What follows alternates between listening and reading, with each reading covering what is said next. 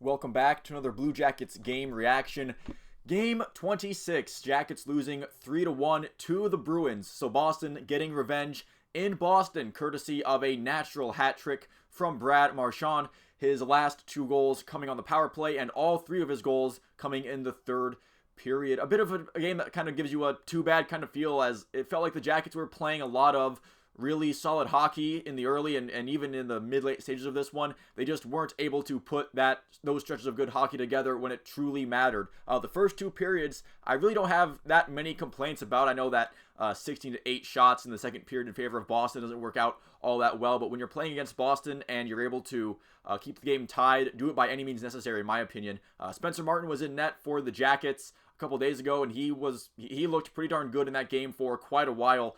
Keeping things tied with Boston for the majority of two periods is something that I will definitely take at every opportunity that I can. As far as, a fan watching these games, Columbus actually able to take the lead in the last minute of the second period, which has been a brutal period for the Jackets in recent memory. So not only do they survive the second period of doom, but they came out with a clutch goal at the end of the period to head into the third with a lead. It was Olivier feeding a bouncing pass to Boone Jenner, who shot it past Swayman, and the Jackets playing well when the third period started. But not even 2 minutes into that period, Brad Marchand would get his first goal on a wrist shot from a feed from Heinen, I believe.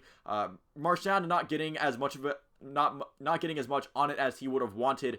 But sometimes those can be a bit more tricky for a goaltender to handle, because the goaltender is expecting a fastball because the shooter wants to shoot a fastball. This is what the Jackets broadcast was saying, and it just kind of came out a little bit funny compared to what was expected and what Marchand even wanted to do. So sometimes that can be one of those that fools the goaltender a little bit. The scoreboard doesn't ask how, however, it just says that the score was tied at 1-1. But then Dmitry Voronkov was sent to the box on just an awful tripping call, which, again, if I were to yell and scream about bad officiating calls, these videos would be 15 minutes long. But it's up to the Jackets' penalty kill to come up big, and they're not able to. Marchand would stay hot, firing a ranged shot past Spencer Martin once again. So the Jackets now dealing with a deficit pretty shortly after grabbing a lead in terms of the actual 60 minutes of game time. But then an actually valid tripping penalty against Columbus was called, in which Marchand would again bury a shot on the power play. Natural hat trick complete. There's a delay in the game to get all the hats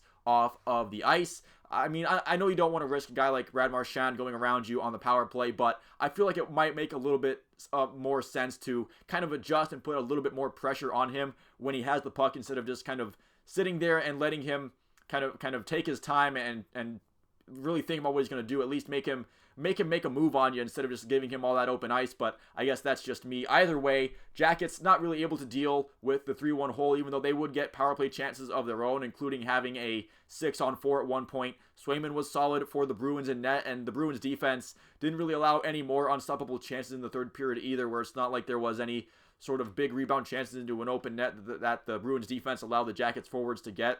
Just another case of the Jackets four stretches of play playing good, but just not good enough throughout the entire stretch of the hockey game. So tonight they host the Kings, welcoming back Vladislav Gavrikov to Nationwide Arena. Pierre-Luc Dubois is also in town, as he just signed a pretty huge deal with the Kings in the offseason. He's definitely going to get booed, which usually with a guy like Artemi Panarin, not a fan of booing Panarin. I felt like he was pretty professional with the Jackets in his time in Columbus.